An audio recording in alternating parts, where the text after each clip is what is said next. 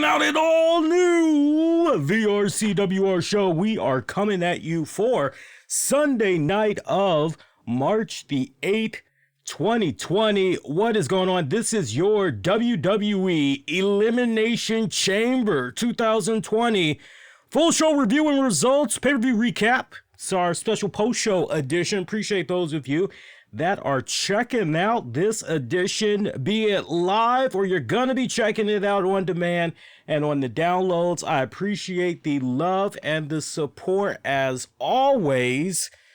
Oh my God, that pay-per-view, man. What a very interesting pay-per-view that was. Yeah, I mean, kind of weird what all was going on there in those final minutes of that main event match. Yeah, I'm gonna talk about that main event match because I'm a little bit flabbergasted. Some of my favorites were in there, but as some of you guys that had watched the pay-per-view saw with your own two eyes, a lot of those women did not go over that well with the Philadelphia crowd. And as long as I have been doing this show, I have told you guys passionately and repeatedly, if you want to get a really good sense on where some of your favorite superstars are, put them in front of that Philly crowd, put them in front of that Chicago crowd, put them in front of a New York crowd. Those are your telling cities right there. Put them in front of those cats and you will know what's going on. New Jersey crowd, put them in front of those and you will know overall what maybe. DC as well. DC, Baltimore as well, because those guys, rich, deep history of their wrestling, know their wrestling through and through. You'll be able to tell how far along your favorite superstar is going to be coming along. And I just was really left shaking my head. Now, look, I've got a couple of polls that's up right now. I'm picking you guys' brain, trying to figure out where you guys stand. Because, see, on the one hand, I know that it's International Women's Day. I get that. And, hey, I'm all about power to the women, equal pay for women, employment opportunities, being able to be promoted, move up. I'm down for all of that when it comes to women and supporting their rights and everything. But when you look at the scope of pro wrestling, at least as it relates to the WWE, put to the side International Women's Day, did it really make sense to have this be your main event match? Did it really make sense to have this close out your pay-per-view? Some very interesting results right here. Check this out. Polled our own respected RCWR show followers on Twitter. And very telling tale right here. It's like night and day. So we have here that, looking at it right now, 45%, not feeling the main event match of the Women Elimination Chamber closing out the show. No. 55%, thumbs up. Don't have a problem with it. Okay, so almost a bit divided there. However, again, keep in mind, that was for polling our own respected RCWR show followers. However, we did that same poll. This time we made it as more transparent as possible by saying yes or no. Same question. This time asked to WWE's followers on their official Twitter social media account. And we have almost 150 votes right now. 26% said yes. They don't mind that the Women's Elimination Chamber closed out the pay-per-view. However, 74% said no. They did not want to see that closing out the pay-per-view. So cast your vote on that. If you got the Twitter Connect, cast your vote. That International Women's Day poll, that's exclusive to Twitter. Now, I do have the traditional poll asking you guys, what did you think about Elimination Chamber all along? Once again, we go to our RCWR show followers on Twitter, and you guys, I see you all had said, and we got almost 100 with our own respected followers. You all had said 26% you're giving it a thumbs up. 74% you're giving the pay-per-view a thumbs down. Among WWE's own respected... Actually, you know what? That poll that I just gave you, that's actually for WWE's respected fan base on their Twitter account. for our respected listeners, we're almost at about the same. It's almost a mirror image.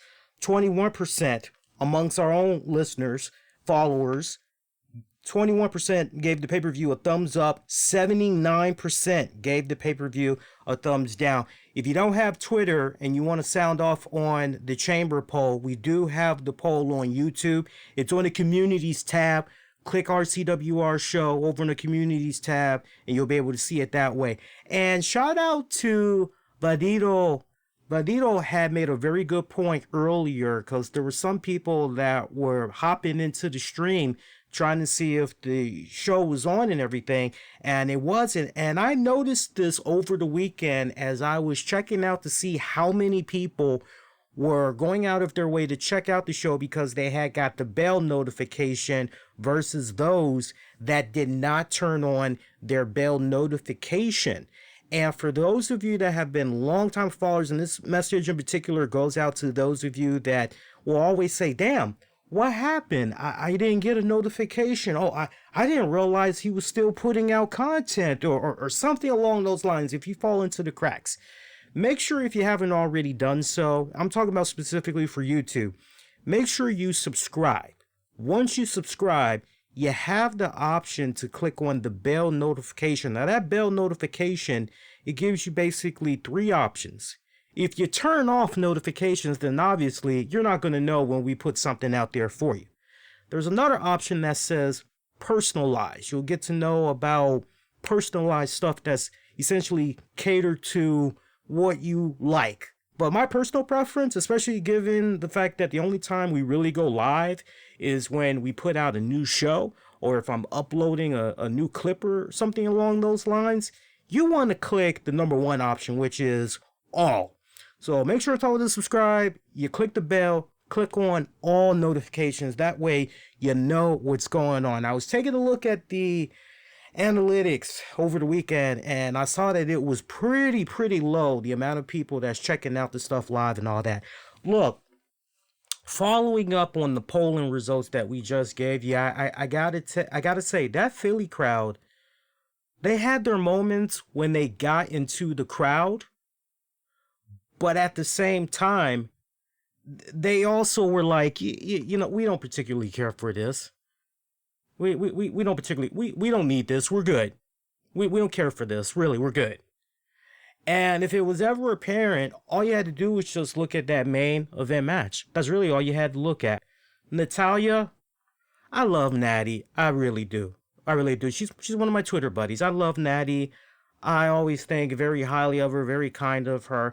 I just feel that we've seen any and everything when it comes to Natty, and I know Natty is that strong, good veteran, that strong workhorse. You need to break in somebody, Natty is the one to go with. I would imagine that if I were to just ask around, because I have a couple of connections of people that either are directly in touch with folks in WWE and then some, I'm quite sure that if I were a betting man, all I would hear with regards to Natty is the go-to big sister among some, kind of like that on the road mom to a certain degree. You know, a very good in-ring general, essentially the go-to person. I would imagine she really helps in her part in having all the women be in check and everything. And there's nothing wrong with that. I can't sing enough praises of her and all her contributions to the business and everything. But you just kind of get to a point where, you know, it would probably be good if Natty just went away for a while. Just disappeared for about 3 months, maybe almost 6 months. Just disappear, try to figure out some type of a way to come back, reinvent yourself, make the fans kind of miss you, you know, because not for nothing, we've been essentially seeing the same Natty for a good number of years now. And I don't think really that's saying anything bad. To just say, take a step back, take a couple of months off, change your look, change your whole attitude, get a new gimmick or what have you, change your entrance music to a certain degree. Wouldn't hurt. Wouldn't hurt. But you're looking at Natty, you're okay, oh, it's Natty. Yeah. Hey, Natty, hey. And then you look at the other girls that's in this, Sarah Logan, you're going, I've been so passionate and very consistent about Sarah Logan. I honestly could give two shits not about Sarah Logan.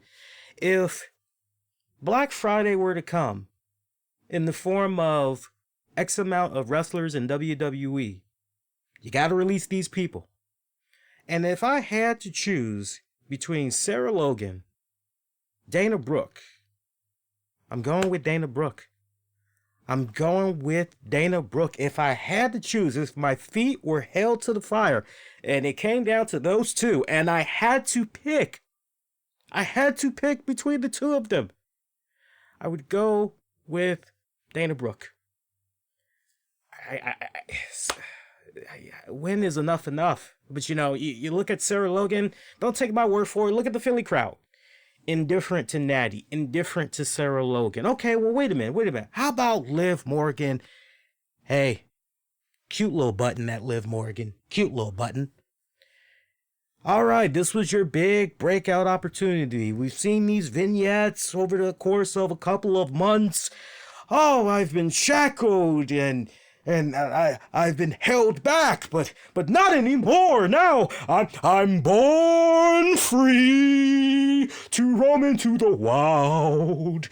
I'm gonna show you like you've never seen me before. You thought HD was something. Wait till you see me in 4K. And it's like, okay, I'm biting. I'm drinking it. I like what's in the cup. Let me see what you got. And that's it. That's all you got.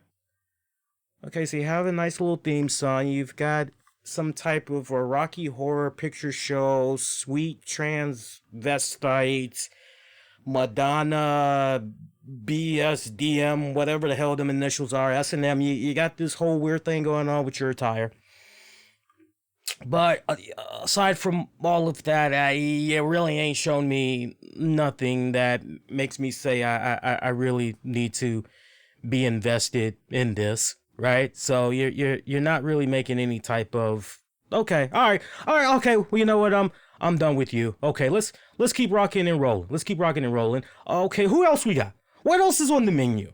So then you go with Ruby Riott. Oh man, I can't say anything bad about Ruby Riott. I can't. Even if you were to, I can't. The only thing I could say at this point is my girl just came back. God bless her. She had double shoulder surgery that put her out for a significant period of time. Okay, so she's back on the saddle again, and okay, this is what's going on here. All right, she's involved with the former Ruby Riott girls. My personal opinion, though, after tonight, this needs to be it for the former members of the Wyatt Squad. Let them all branch off and let them face off against other people. Because when it's all said and done, the fans, majority of fans, do not care about the Ruby Riott girls feuding with one another. They don't care. And that's not to be malice. That's not being cold. That's not being a dick. That's just being honest. They don't care. You rewind it back and you look at when the Riott Squad, when you look at when the Riott Squad were together, they were doing pretty good and everything, but and we tolerated them and everything, but let's be honest. Who did we all eyeball from that group?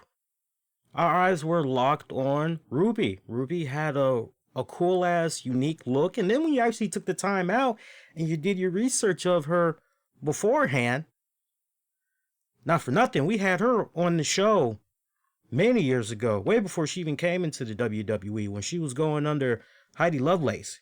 That's how far back we've been messing around with her. You know what she's capable of, and you go, oh, yeah, breakout star in the making, hands down. And if anything, for me, to each its own, but I don't know what y'all's personal opinion is with regards to the whole Riott Squad, but my personal opinion was Ruby Riott is better just flying solo.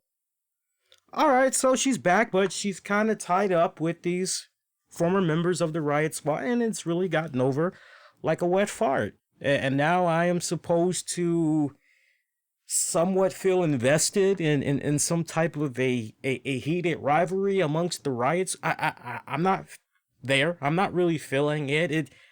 I, non-valid. I could care less. All right, so who else we got in there? So we got Asuka. Asuka's been tearing it up. Asuka's been tearing it up, loving her.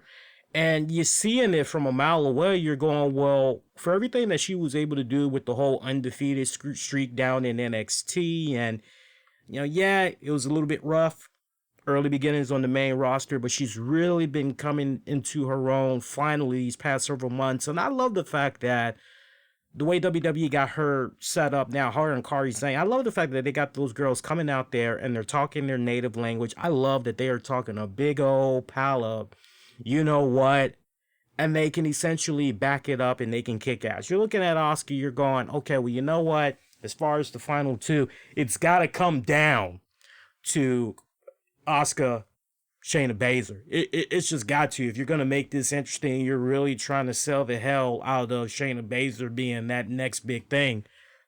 No pun intended, Lesnar, but if you're trying to sell her as that, yeah, that's essentially what it's going to come down to then. Okay, yeah, fans could probably buy into that. Did I miss any other girls in there? No, I think we pretty much got all the girls that's in there. So you're looking at all of these interests for these girls as they're coming out. And even with Shayna Baszler, crowd essentially is... And it doesn't help that you have the reports put out there that, Vince McMahon supposedly not impressed with Shayna Baszler in the match that she had against Kairi Sane on this past Raw. What could that mean for her push?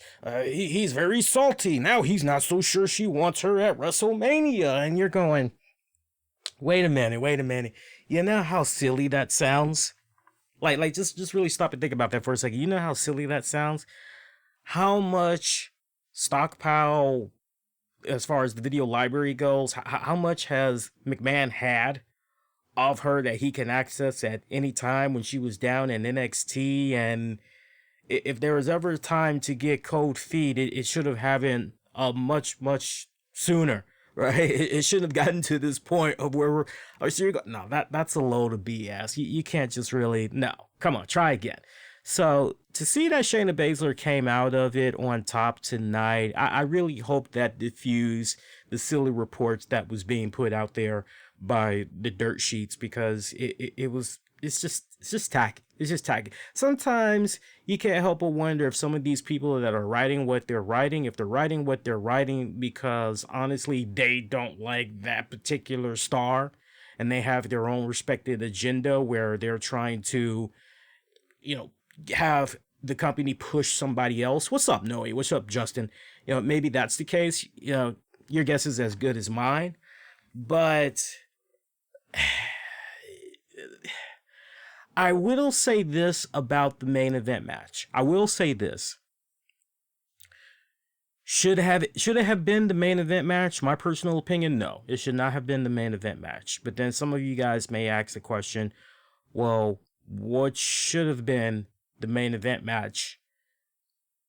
For me, it depends. Do you want to send the crowd home happy? Because if you want to send the crowd home happy, then maybe what you should have did was have Aleister Black and AJ Styles in the pay-per-view. Would the audience been fine with that? Would the majority of the fans been fine with that? I honestly, I think so. I think everybody would have been fine with that.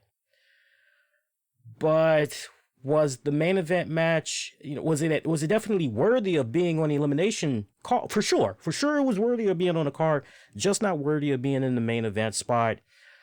The match went exactly how I thought it was going to play out, and I think the people that are going to be even more hostile about this match and more unkind about this match than I am are probably going to be people that were not invested in the NXT brand long before it popped up on the USA Network, so they didn't get to see a big bulk of Shayna Baszler's work. I think a majority of people that are going to be poo-pooing all over this are going to be people that, they're looking at Shayna Baszler, and folks, I'm going to give it to you raw. I'm going to be real with you all. You've got some people be it men and women, that honestly do not care for a woman that has the type of background like Shayna Baszler, looks the way that Shayna Baszler looks. They're used to the bubblegum, cute looking. They're used to all that. So you got some people that's when they look at Shayna Baszler, that's just not their cup of tea. They're not going to gravitate towards that whatsoever. But when it's all said and done, I wouldn't be surprised if you're going to have a lot of people that are going to be crapping over this because they haven't really spent a day researching, checking out the work on Shayna Baszler. I've probably been one of a few people that's been very consistent about Baszler, even when people were crapping on her when she first came into it on NXT. I said, nah, this girl is going to have a lot of people that's going to be talking about her. She's definitely the future. Keep your eyes peeled on her. She's definitely going to be carrying the workload. She's going to be a mega freaking workhorse for years to come in the WWE. Just stay the course with her. Just watch it. And the match played out exactly how I thought it was going to play out tonight, with her going in there and just seek and destroy. She was either going to make people tap or she was going to pin them. You know, she tap, break, pin. She was either going to do one of those damn things. And that's exactly how it played out. To see her when she got in there and she's getting the quick eliminations, the submissions and all that, you're going, okay, yeah, you couldn't book this any better, because this was essentially Shayna Baszler's come out party. What's up, Austin? This was essentially Shayna Baszler's official come out party on the main roster, her getting the proper introduction to the massive mainstream WWE universe. That's what this coming out party was essentially all about. And so from a booking perspective, WWE did do that. They executed that right. Even when it came right down to, and by the way, the spot where Shayna grabs Liv Morgan and she's just swinging her like a rag doll, and Liv Morgan's head hits the fence and then it hits one of the freaking pods. Love that. I freaking ate that up. That was good shit. I love that tremendously. All that was good. So they booked Shayna right, even right on down to when it's finally time for her to lock up with Asuka. They did that beautifully. And I love how Asuka was just pretty much talking in Japanese. I see you. I don't care. That ain't nothing. Wait till I get in there. Then you're going to have a real challenge. That ain't nothing. I ain't scared of you. You don't intimidate me. Assuming that's honestly what she was saying in her native language. I actually started following WWE Japanese on Twitter, because a lot of times they'll post in English what Asuka and Kairi Sane are saying, and I think it's awesome. So I can't wait to go back and see what she was literally saying to Shayna while she was locked in the pod and everything. Here's the thing. Going forward, when you have a situation, WWE, this is the biggest advice, piece of advice that I want to give to WWE right now. And I think it hurt the match overall, because by the time this match had began, it was 10:16 p.m. Eastern. You're going, okay, there's no way this match is going to be over by 10:30. If everybody is just now making their entrances, we can forget about that. So this is probably not going to be going off until about the 45-minute mark. And sure enough, called it just right. But then you're going, as you're looking at this match, okay, Shayna Baszler dominated. But why are we having her just stand in there, waiting 2-3 moments for the next opponent? I have a problem with that. WWE needs to tweak that more going forward for future Elimination Chamber matches.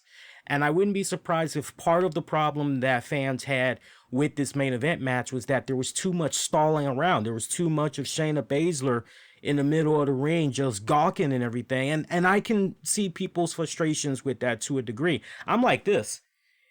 When it comes to these Elimination Chamber matches, if you made a person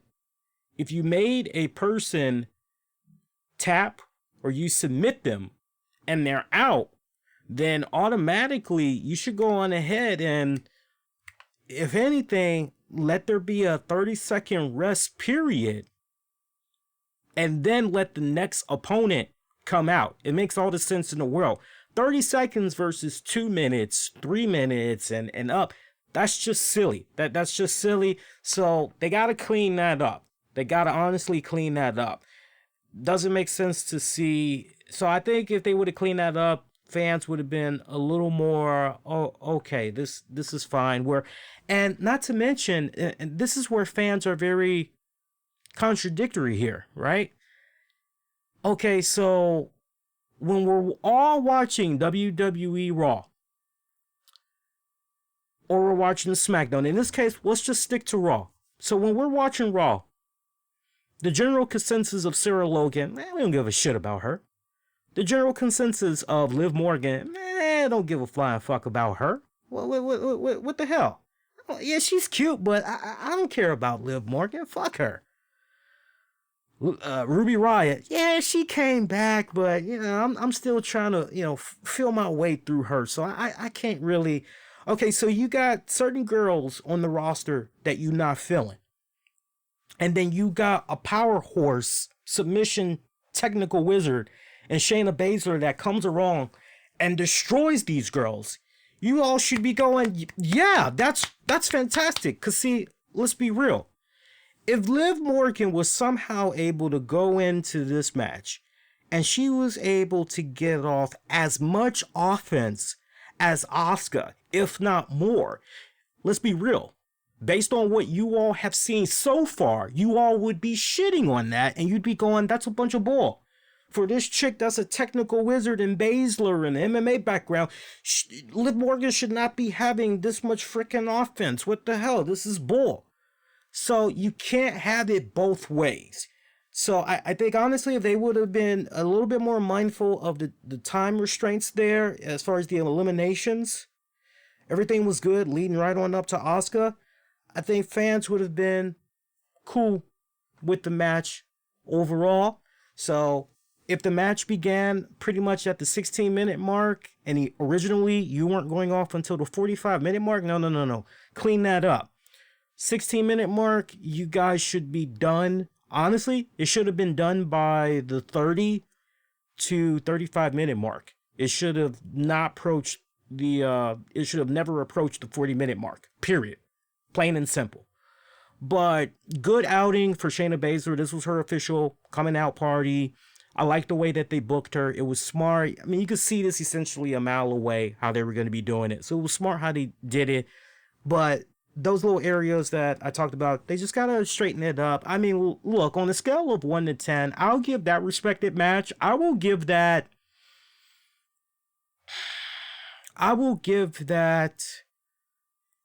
a 7. I can't go any higher. I can't go any lower. I may be tempted to give it an 8 if it wasn't for the match placement. But I can't go higher. I can't go any lower. I'm staying firm at a 7. Let's talk about the rest of the pay-per-view card here. And look, this ain't going to be a long drawn out hour-plus pay-per-view recap. One, even though I'm feeling fantastic, and I do appreciate those of you that have sent me a speedy recovery, because actually last week and definitely all of this week I have been suffering from the flu. So this is actually my first real, I know I did a show Wednesday night, but this is really, truly, I'm at 100% now, and it feels great to be back at 100%. Was drinking plenty of orange juice, Mucinex, NyQuil, Dayquil, Hot Toddy, Vicks Vapor Rub, whole 9 yards for me. All right, so let's talk about the rest of this pay-per-view card here from everything that had went down tonight. I actually did watch the pre-show. Pre-show was okay. I see Peter Rosenberg is back on the saddle again with the WWE, in case you guys had missed it. He, as well as WWE, had put out a press release stating that Peter Rosenberg was now back with the WWE, and we're going to be seeing him a lot more on the kickoff shows, so that's fantastic. I also hope this means we'll eventually see the return of Peter Rosenberg on some network specials. What was the one show that he had on the WWE network? Put It on the Table or something along those lines. I hope that we get to see him do that again. I enjoyed him and everything that he was contributing to the WWE. I like him a lot more than Sam Roberts. Nothing personal with Sam Roberts. I know Sam Roberts is a hardcore wrestling fan and everything, but Peter Rosenberg comes off more like the type of guy if I was at a bar and I'm looking to talk whatever sports or whatever with somebody. Peter seems like, and I'm sure a lot of people feel the same way, he just feels like somebody you would more gravitate towards than Sam Roberts, because I've said it before, Sam Roberts kind of makes it feel as though it's kind of beneath him. I don't know, it's way too nerdy, kind of, I don't know, something about that guy. He just rubs me the wrong way, and maybe that's what he's supposed to do. Maybe the fact that he's rubbing me the wrong way, maybe that's a good thing. I don't know, but he's pretty freaking cool. I like Peter. He's a good dude. Pre-show matchup, I did see Viking Raiders defeating Kurt Hawkins, Zack Ryder in a tag team matchup. That was your pre-show, one and only pre-show matchup. You know, for what it was worth, it was okay. Wasn't even that long of a match, so you really can't talk about it like that. I mean, the match barely went about 5 minutes long. Actual pay-per-view matchup, I talked about this on the prediction special. And by the way, the one time that Seth Washington is no longer doing freaking match predictions, he no longer is calculating and everything. The one time I go flawless with all my picks tonight. And if you checked out the predictions call that match edition I dropped it Saturday morning, early Saturday morning. I went undefeated. All of my guys won, even the shocker there for the Intercontinental Championship, undefeated.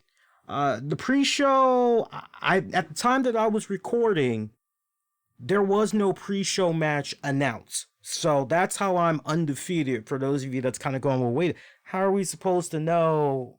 So at the time that I had recorded it and everything, yeah, undefeated. So that's pretty good.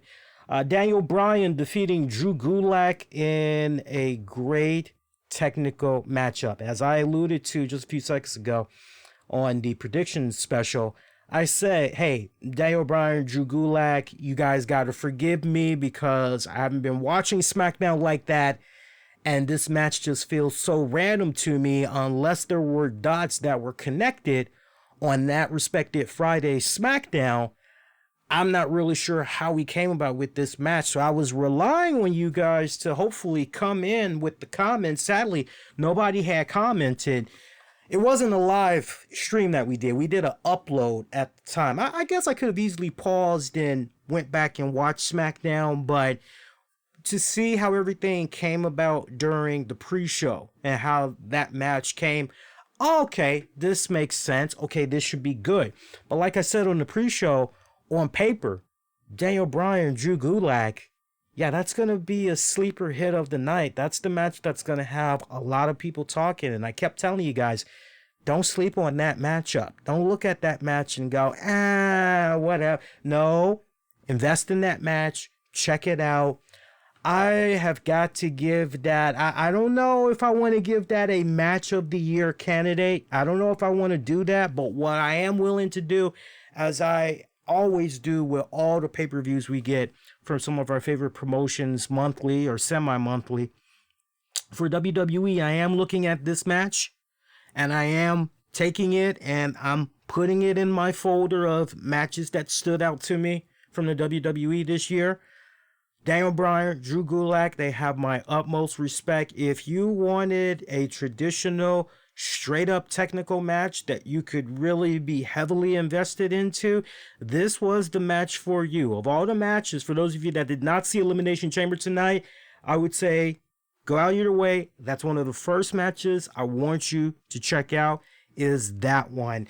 And it's nice to be able to recall the time when I saw Drew Gulak enter the CWC tournament, and then the CWC tournament turns into a weekly show, and I was big on Drew Gulak then, but I felt what was going on with him before he started growing the beard, started having a more serious demeanor. I felt he was too cartoony. I needed for him to get more grit, was what I was looking for. And once he started growing the beard out, and I can't remember the two guys that he had with him because he was almost doing some type of a presidential campaign type of deal or whatever. Okay, I see what you're doing. As far as what he was capable of doing in the ring, was always impressed. That wasn't an issue for me. It was just all about the personality and everything, connecting with the crowd. And then it just seemed like he started turning it on. And once he became the Cruiserweight champion, the great matches that he had when he was the Cruiserweight champion heightened my love for him even more, my love and appreciation for him even more as a performer. And if you guys were sleeping on Drew Gulak up until this point, hopefully you now kind of been understanding what I've been talking about off and on about Drew Gulak. Drew Gulak, for me, he's definitely a future main event star in the making. I really don't know how far he'll be able to go up in the WWE. I really don't know, but I would hope that with what he was able to do tonight against Daniel Bryan, I really hope that this makes the upper brass look at him in a new set of lenses. Cause I think when you give him an opportunity, you give him just a little bit of rope, like with what you gave him tonight. And I love the psychology that they had for this match, leading into it and everything. Basically, Drew Gulak has studied tapes of Daniel Bryan for years. He envies him. He loves him. He at one point was a big fan of him and everything. So, as much as he is a fan of Daniel Bryan and has studied Daniel Bryan, there's a lot that he can expose about Daniel Bryan and everything. So that's the story that you're running with. And I like how they had it set up where just when you think Daniel Bryan is about to take Gulak to school, Gulak counters it. And not only does he counter it, but makes it 10 times better than what Daniel did. It was almost like Link fighting his shadow, basically, for you Zelda fans. It was almost kind of like that to a degree, where if you're Daniel Bryan, you're wondering, what exactly do I have to do? Now, two things concerned me about this matchup. And again, the way I'm trying to do the pay-per-view recaps, it's not, this happened, this happened, this happened, this happened. All said and done, you guys can easily go out of your way. Check out the pay-per-view when you guys get an opportunity. But two things that I found pretty alarming that I do want to talk about. Daniel Bryan, he spent a couple of years away from what he loved doing the most. And he tried to find all types of therapy, all types of physical, spiritual, mental solutions to try to help him recover from the devastating injury that he had years back. And now, second time around, he's blessed. He's fortunate enough to do this again. And my message to Daniel Bryan, dude, I don't care how comfortable you may feel being back in that ring, but man, to see Daniel Bryan take a inverted suplex from the top rope, and then there was a German suplex. I mean, one of them hang time German suplexes that just makes that break your neck. One of them type of joints. I don't ever want to see Daniel Bryan do that type of stuff again. I don't. I just don't. Especially the inverted suplex. I don't. I cringe every single time. Daniel Bryan, there is a list of wrestlers. It's a very, very short list. And Daniel Bryan is at the top of that list of wrestlers I am very concerned about and hoping that they do not get injured. And for me, DB is at the top of that list. Every time I see him take some type of a high-risk maneuver from the rope, or something's happening that involves him doing a flip and he's supposed to land a certain way, and somehow the head gets bent, even if it looks good and he's actually okay, he sold it beautifully, I'm still concerned. I don't want to see Daniel Bryan do any of those things. Just stop. You don't need to do all that. Do what you do, telling a story, be grounded. That's all you got to do. Just continue to be grounded. That's all you got to do. But other than that, it was an exceptionally good match. I can't sing enough praises for both men. And like I said, I really hope that going forward, Gulak gets an opportunity to stand out even more on the roster. And who knows, maybe against a returning Mustafa Ali. Just saying. Next up, Andrade defeating Humberto Carrillo for the United States Championship. Great matchup. Remember, we had last saw these two guys face off against each other in Saudi Arabia just a handful of days ago at Super Showdown.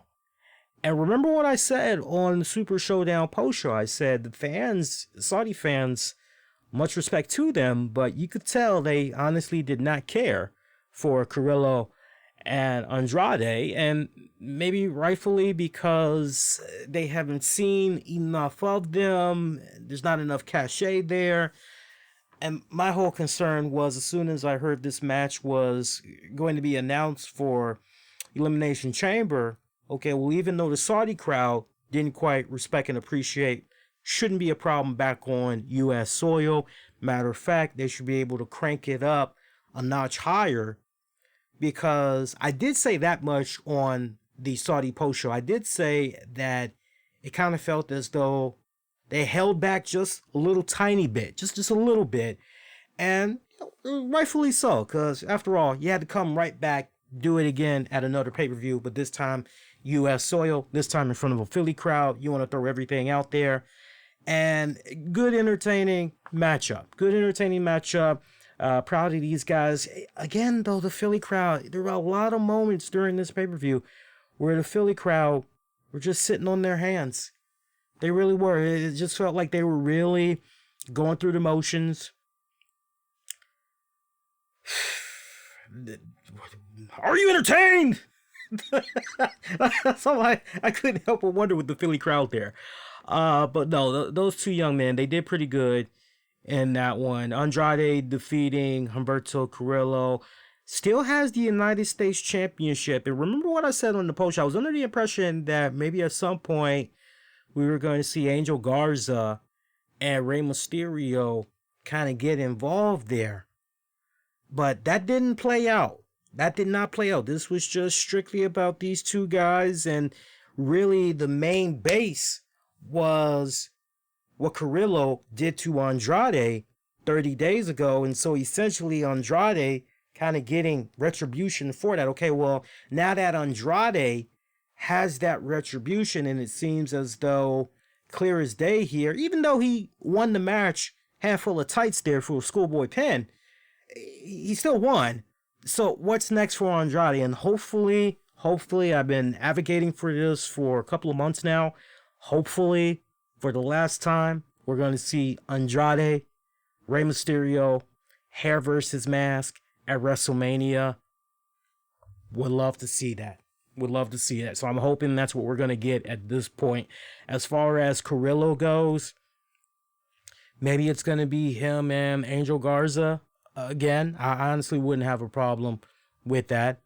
Or, hey, not for nothing, maybe you could actually have him. No, actually, no. I want to stay with that. I think that would actually be a pretty good one. Stay with that. I like that one. All right, keep rocking and rolling here. Got a couple of more matches we can get into here. Before we get to that one, The Miz, John Morrison defeating New Day, Usos, Heavy Machinery, Lucha House Party, Dolph Ziggler, Robert Roode. Elimination match for the SmackDown tag titles. Right team won here. The right team won here. I was a bit surprised that there were actually people complaining about this tag match. You'd be surprised. There were actually people that were not happy that Miz and Morrison retained. And it's like, Jesus freaking Christ of Latter-day Saints. These guys won the tag titles. What was it? At Super Showdown, was it not? So they haven't even had these titles for 3 weeks, and we're already putting their feet to the fire. We're already trying to show them the door. And yeah, there were people that were actually crapping on Miz and Morrison for winning. And this is how I would counter that. Okay, so what exactly was supposed to happen here? Were the Usos supposed to get it again for the upteenth time? A lot of people, as much as they love the Usos, come on, man. We already know that song and dance. We need a new drug. One that won't make us sick. Okay, well, what about the New Day? Hey. We're good. We're good. Well, what about Ziggler and Roode? No. We're good.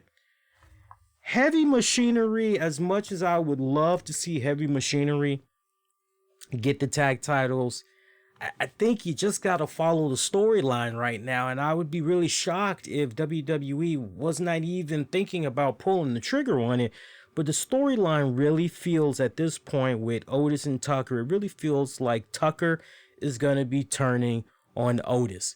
You can almost smell it a mile away, and it just feels like that's the direction that we're going in right now. And maybe one of the final blow off points can essentially be, and see, here's the thing, we still don't really know who sent that text message to Otis about, and we saw on SmackDown this week, we see Otis, Mandy, I'm sorry, I didn't see you for dinner a couple of weeks ago, but you got a text message saying you were going to be late. Yeah, and you got Tucker kind of looking back there, kind of like, dude, really? Yeah, I wouldn't be surprised if Tucker was the one that sent the text message. I don't think it's Ziggler. It screams Ziggler, might scream rude, but I think it was Tucker. And I think in Tucker's defense, Tucker is probably pulling a Mickey from Rocky. Women make the knees weak. No girls, stay away from those chickens. I wouldn't be surprised if Tucker was kind of feeling like that. And Otis, his head is so in the clouds. He's so distracted with women, basically. I wouldn't be surprised if maybe there was one or two more title shot opportunities for the tag titles where Tucker just finally freaking snaps or whatever, and that's when he shows his true colors and all that. Maybe it could kind of culminate in a way where when that does happen, it's also at about the conclusion where, because this is the other thing, when is Otis gonna try to put two and two together? And the text message, okay, so if you didn't send the text message, who sent the text message? When is Otis gonna start thinking like that? That's my whole thing.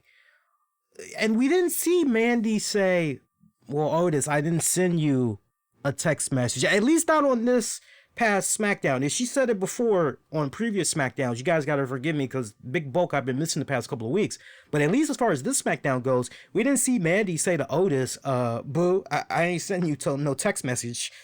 That was a couple of weeks ago, and bye Felicia. We didn't really. So somebody needs to get the ball rolling on, okay, well, if you didn't send a text message or whatever, and then who sent this text message? And I know we got different burner accounts and different apps, but somehow Otis has to get the common sense from somebody. Hey, you think you could try to figure out who sent me this text message? Somehow we can track this down, call his phone company or something. So, but I think once the ball gets rolling on that and a couple of more tag title opportunities and everything culminates. Well, we got 4 weeks to go until Mania, right? You don't have to really let the investigation begin this coming week, and then you can pretty much have everything wrapped up. I would say the SmackDown before the final SmackDown going into WrestleMania weekend, basically. So the third SmackDown before, you could pretty much wrap it up that way, go from there. But good tag match there. I honestly, if you thought that it was going to be a different tag team that was going to be coming out of that, I don't know what to say. By the way, insane spot by Lince Dorado, who climbed up basically to the center of the cage rooftop, and he did this amazing flip onto everybody. Oh, that was beautiful. I love that. I love that. Crash and burn. That was a good spot that they did in there. And the fact that at the very end, it was Miz and Morrison taking on the Usos, and say what you will, but think about it from this standpoint too. Miz and Morrison, they're not going to be able to come out there. They're going to be able to brag. They're going to be able to say how they outlasted all of those tag teams, how they outlasted the multi-time tag teams and the Usos and the New Day. You know, that's great bragging rights that they got right there, setting themselves up for a nice, good Mania day. Next matchup, Aleister Black defeating AJ Styles in a no disqualification match. This went down exactly how I said it was going to go down. Remember what I said?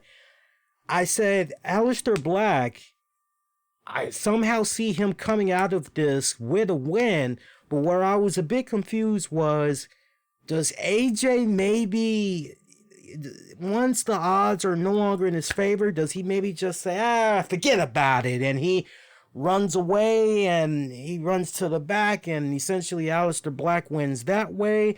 I didn't quite see AJ Styles taking a pin or submission.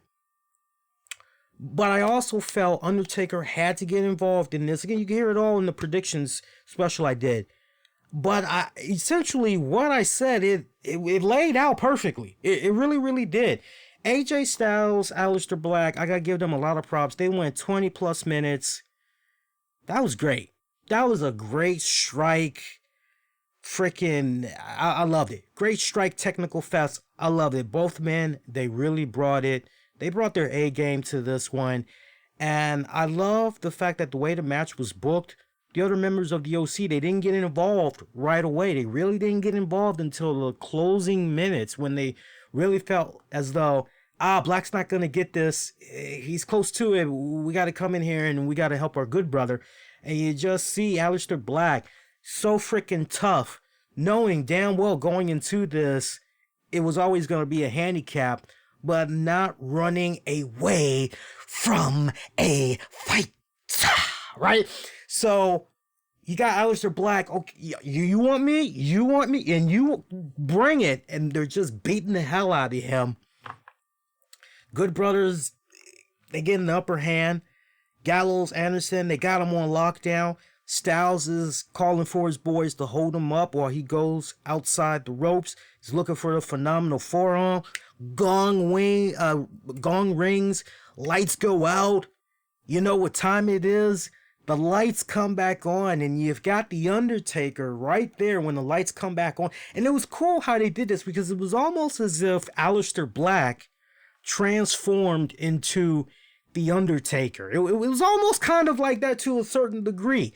Does Aleister Black maybe have some type of dark powers that we don't know about? I'm just saying it did kind of seem like that. But you got Undertaker when the lights come back on. He's choking the hell out of Gallows and Anderson as they're down on their knees. And did anybody else peep out that Undertaker had almost a Ministry of Darkness vibe, like corporate taker vibe going on with his attire, at least with the upper part, just from his attire, upper body wise up to his face and the way he had his hair was almost kind of like he was paying reminiscent there to an earlier version of The Undertaker. Good shit. I love that. I saw a lot of people that were ripping on The Undertaker. The guy's not even in the ring for 60 seconds and he was getting ripped. I mean, you've got people on social media that are just micromanaging every little thing that's going on and gotta criticize and all this. But you got Undertaker, as he's doing the choke, people ripped Undertaker for the fact that, he couldn't even choke slam AJ Styles, right? And it's like, well, wait a minute, you silly little rabbits. Rewind here. It was all about the timing. That's what it was all about.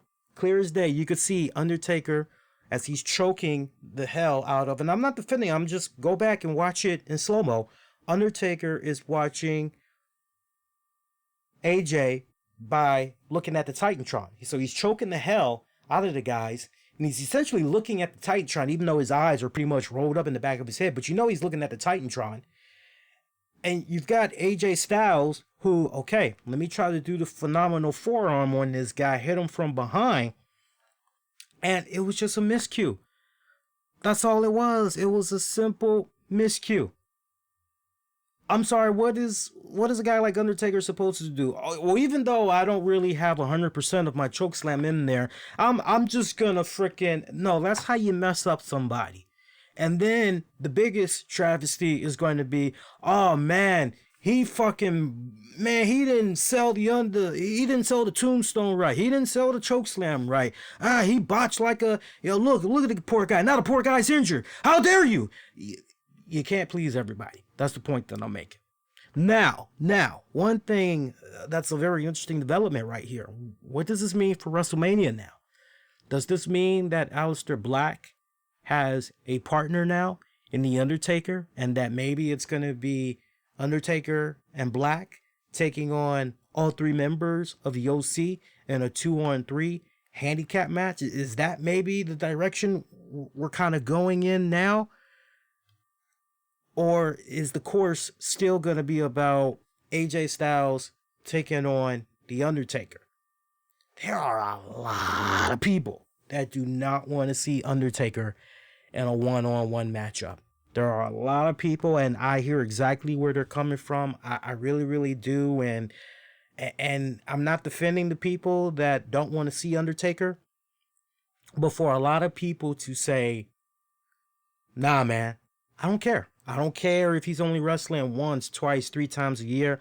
I don't care that he's had the surgeries, he's got the rehab and all that. I don't care. I've seen enough. He's done. Me personally, I don't quite feel as passionate like some people do that I mentioned. As far as I'm concerned, he's left a great, impressive body of work. Previous decades. I'm good. I really don't need to see him wrestle again, but the guy is going to continue to wrestle. I can't predict, and neither should you all. We can't predict what the future is going to hold for Undertaker in one-on-one matches and all that. I'm going to tell you, like I said a couple of weeks ago, we got to deal with it as it comes. And then when we see it before our very eyes, remember what I said? Let the bar be down kind of low. Let the expectations be down kind of low. That way, when our expectations have been exceeded, we go, well, shit. I had it down very low, but wow, exceeded my expectation. That was fantastic. Your guess is as good as mine. Honestly, man, I also got to think about it from this standpoint. If Undertaker wants a one-on-one match, and he feels that confident in his ability to deliver with a one-on-one matchup, then we all, as Undertaker fans, have to take that to the bank and cash it. We got to go, okay, well, this man is saying he's good for a one-on-one match. He is up to doing a one-on-one match. He feels that he can rise to the occasion and he can do a one-on-one matchup. What's the worst case scenario that's going to happen if we get Taker this year at WrestleMania in a one-on-one? What's the worst case scenario that can happen? He comes out of that and we go, well, that wasn't as good as the last Mania match we saw him in, or the last 2 Mania matches. That's probably the worst case scenario that's going to happen. I would be shocked if he underperformed. I really, really would. I hope it goes in a tag match direction, though. I really do, because Aleister Black, Undertaker against the OC, 2-on-3 handicap. I like that. It's got a nice ring to it. Go with that. I don't have a problem with that, but WWE's got they got some choices here. Interesting directions that they can go here with this. All right, let's keep going here. We got 2 more matches we can talk about, and then we're pretty much done. Street Profits retaining their Raw tag titles over Seth Rollins and Buddy Murphy. Y'all can call him Murphy all you want. He's still Buddy. Pretty good tag match there. AOP, they were at ringside for a majority of this matchup. Viking Raiders, they actually came out, though, try to help balance out the odds there for the Street Profits. If there was ever a match to watch where the fans could give 2 shits not, this was the match. Fans were sitting on their hands. Very quiet. Very quiet. This match was a very telling tale. It really was, because it's obvious Philly doesn't want the smoke. And then number two, as far as Seth Rollins and Murphy goes, really that's the real telling tale. The fact that the fans were indifferent to Rollins. I was really dumbfounded by that. And you know what was the real killer part about this? And the real kicker? Killer and kicker? But really, kicker. This was actually a really good tag match. I actually enjoyed this tag match more, believe it or not. I enjoyed this tag match a bit more than the Elimination Chamber match for the SmackDown Tag titles. I mean, don't get me wrong. What those guys did in there, it was good. Yeah, nice spots in there. Loved when freaking Otis went crashing through the pod. That was nice. Crashed through the pod and went outside the ring and everything. All that was cool. Nice spots that they had in there. But for me, this tag match was more entertaining. It was high on the energy. Told a really good story. But you wouldn't know it with the way the fans were acting towards this. At one point, I actually had to just mute the TV for this particular match and just have some music playing in the background as I was watching it, because the fans were just... I felt really bad for all of these participants. I really did, because I could tell they were literally pouring their heart out into this. I could tell they were going above and beyond to entertain. Even when you had the part, this is all you need to know too. Even when you had the one point in the match where you had, I forgot who went under who, but yeah, two of the tag team guys, they were on top of the ropes, and then there was another guy, I guess, in the middle on top of the ropes, and you're like, oh, okay, they're getting ready to set up a mega freaking superplex or whatever. And then the other guy comes in and he pretty much runs under, and normally when you do a spot like that, Mamma Mia, oh my God, that was so freaking good. This is awesome. This is awesome. They do that, and they don't even get that from the crowd. I swear to God, they don't even get that from the crowd. They don't even get a roaring ovation from the crowd. It's just, yeah, that was nice. This was a tough-ass Philly crowd. And I'm like this. My advice to WWE, y'all may want to entertain giving Philly another pay-per-view. Y'all may want to entertain not doing it for Philly. At least at Wells Fargo for quite some time, if they're going to be acting like that. But that's all you really needed to know. But go back and look at that match. Mark everything that I had said. They were very tough on that match, and that was probably one of the most entertaining matches on that entire card. I felt really bad for those guys, especially for the Street Profits. I mean, they really went in there and they really freaking hustled their ass, man. Probably the shocker of the night, I think something that a lot of people were going, Braun's got this, but I felt Sami Zayn was the way to go. Shinsuke Nakamura, Cesaro, Sami Zayn. This was a 3-on-1 handicap match. Remember, the winner of this, if you're Nakamura's team and everything, whoever pinned Braun Strowman would become the new Intercontinental Champion. And I thought it was funny that leading up into this matchup, you see Sami Zayn say to the guys, hey, everything that we've been through, I'm telling you, I want us to really have this be as transparent as possible tonight. Just let me go out there and let's try to do this fair and square. I really want this to be as even as possible. No shenanigans. And you're going, oh, okay, that sure, Sammy, sure, whatever. That was a bunch of crock. You knew the numbers game was going to be coming in on Braun Strowman and everything. And, I got to tell you something. I couldn't help but be ecstatic for Sami Zayn on so many levels. I think he's a phenomenal talker. I think he's a great in-ring performer. Talented as hell in that ring when he gets the opportunities to wrestle. And it's so hard to believe. But Sami Zayn came into the WWE, essentially NXT, going back to 2013. So when you really stop and you think about it, The only other title that Sami Zayn held since he's been part of the WWE, one-time NXT champion. Other than that, that's it.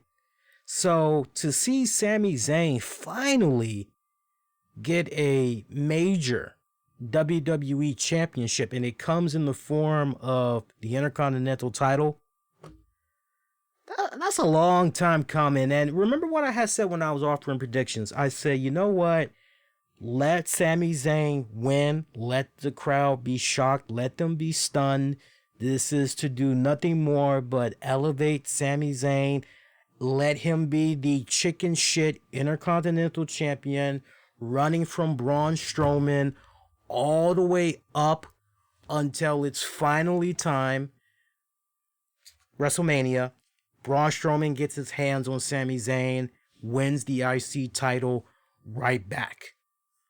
And I think that's exactly how things are probably going to be playing now for Sami Zayn. Look, I'm with you guys that as far as Sami Zayn goes, what he was doing for Nakamura and Cesaro as a mouthpiece and all that, fantastic. Freaking fantastic.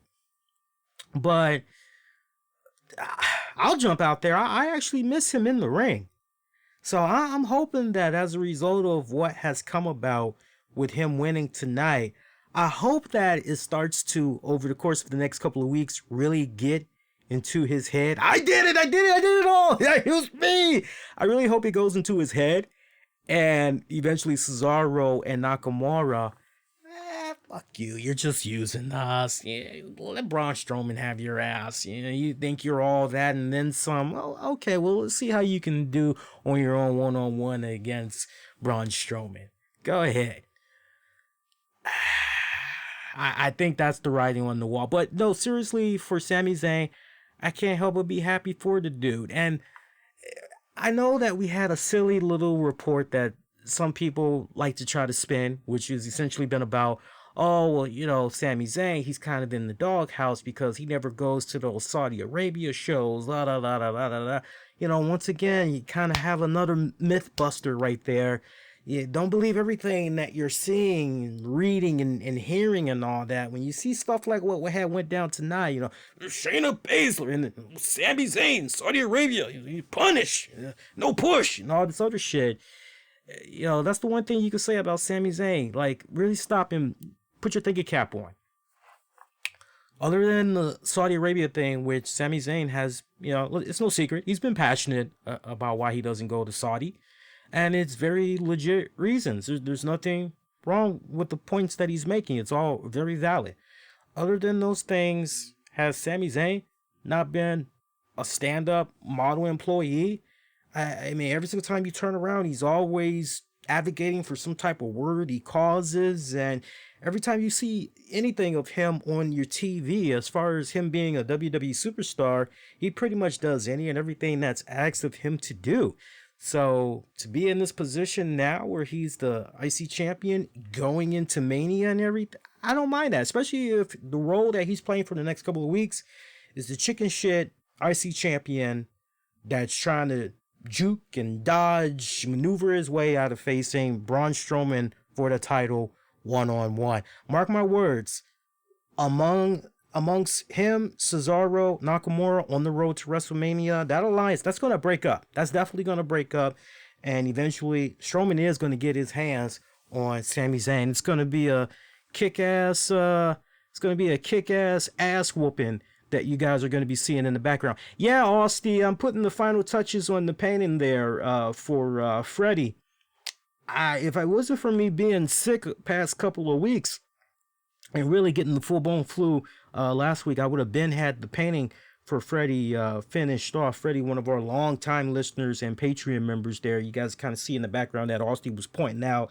For those of you that can't see, because you're listening to the audio, but you know we are doing the webcast version as well. Yeah, that's the Bray Wyatt Firefly Funhouse painting I've been doing past couple of months in the background. But now that I'm feeling up and ready to go back at 100%, I am back on top of finishing that painting and getting it shipped out way before this month is over, because Freddie's been waiting patiently for it, and I appreciate him, appreciate definitely his kindness, Most importantly, I appreciate his friendship. He's a really cool fucking dude.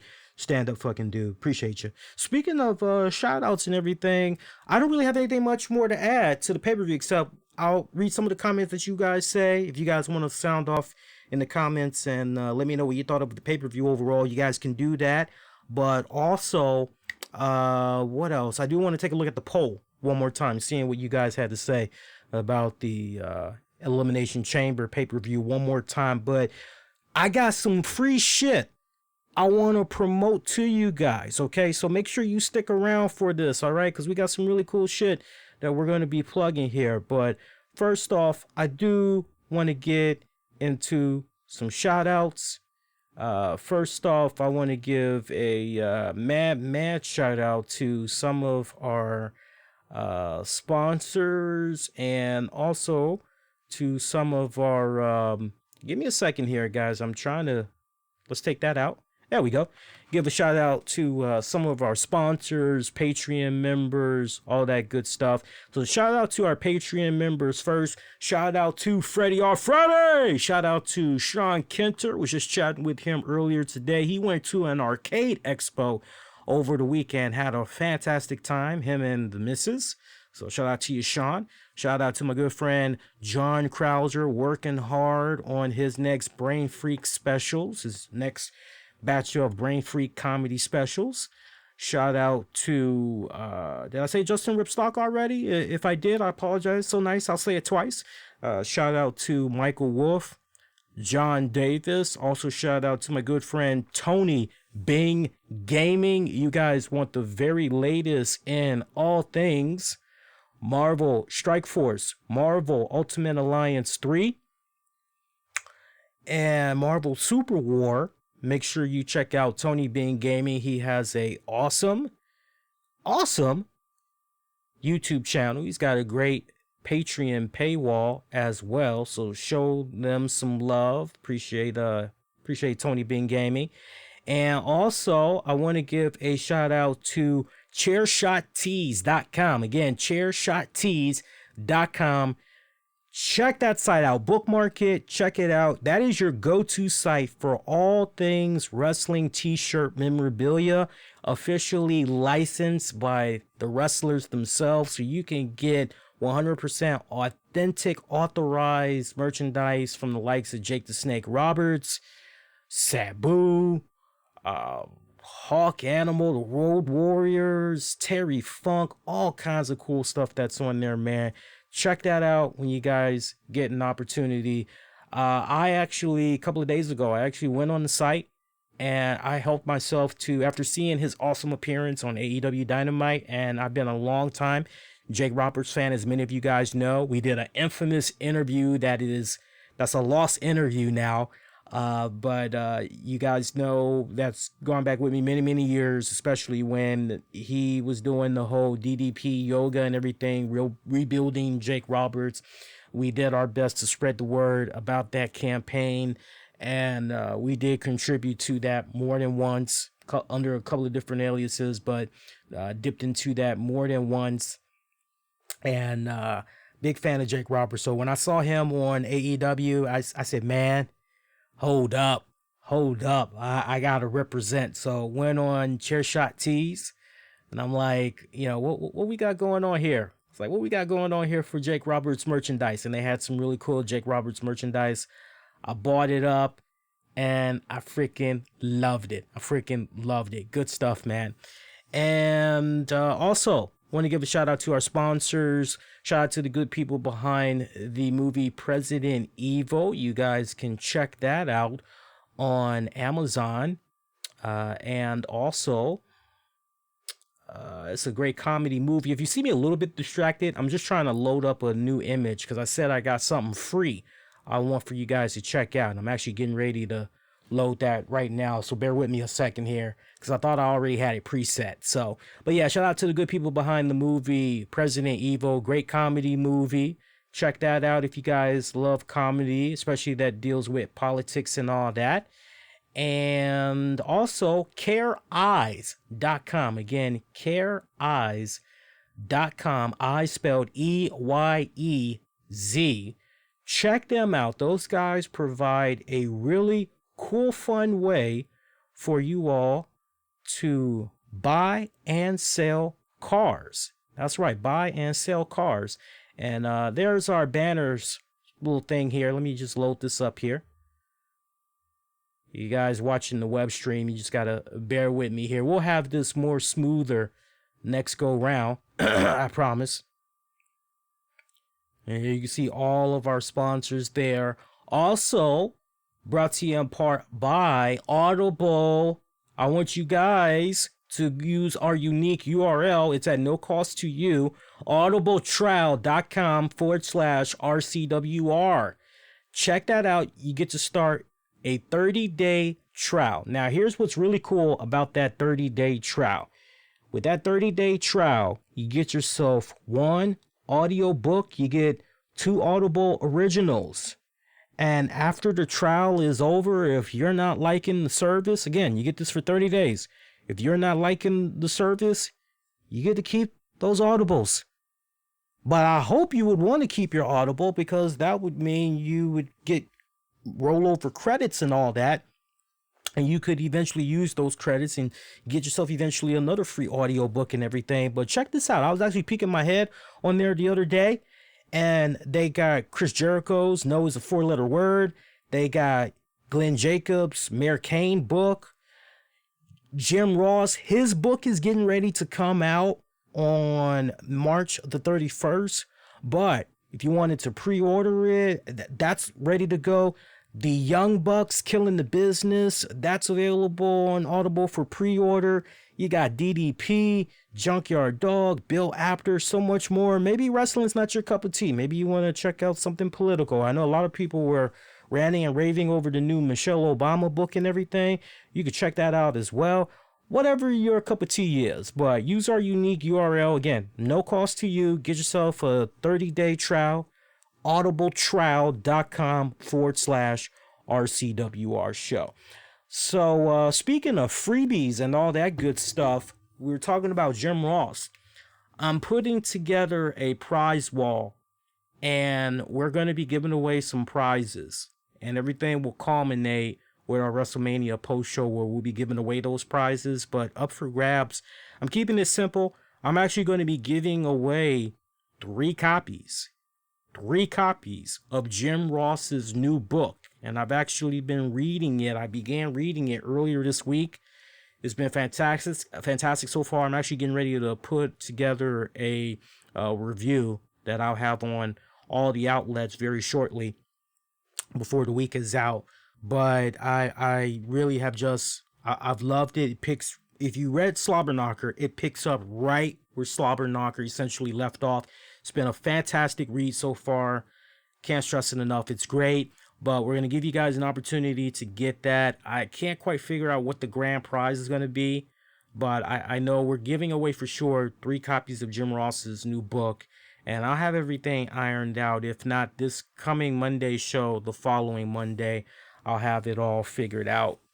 But see what you guys are saying in the chat there.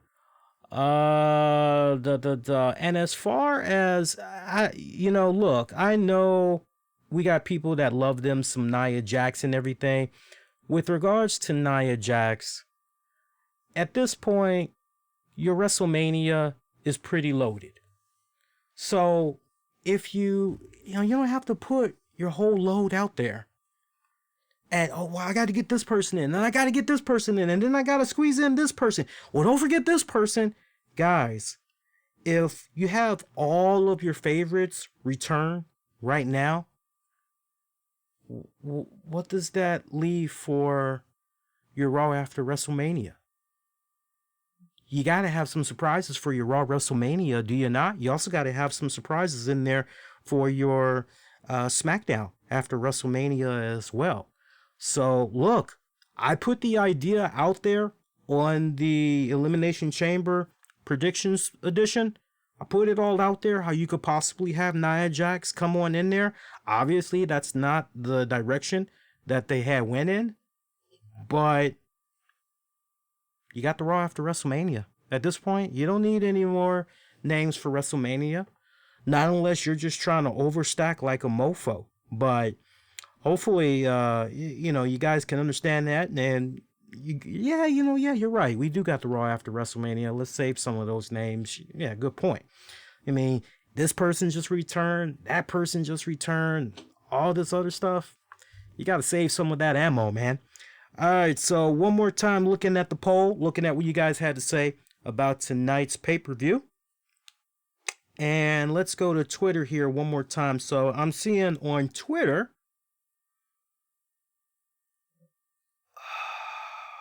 amongst our own respected listeners, 79% are giving the pay-per-view a thumbs down. 21% are giving it a thumbs up. Amongst WWE's own fans that follow WWE on Twitter, 75% gave the pay-per-view a thumbs down. 25% gave the pay-per-view a thumbs up. So again, almost a mirror image. Here we are about almost an hour, 20 minutes later, and it's a damn near mirror image. And then for that exclusive Twitter poll where I had asked, hey, should that women's Elimination Chamber match been the main event? We have over 150 votes. 75% are saying no, it should not have closed out the pay-per-view. 25%, hey, I'm good. No problem with it.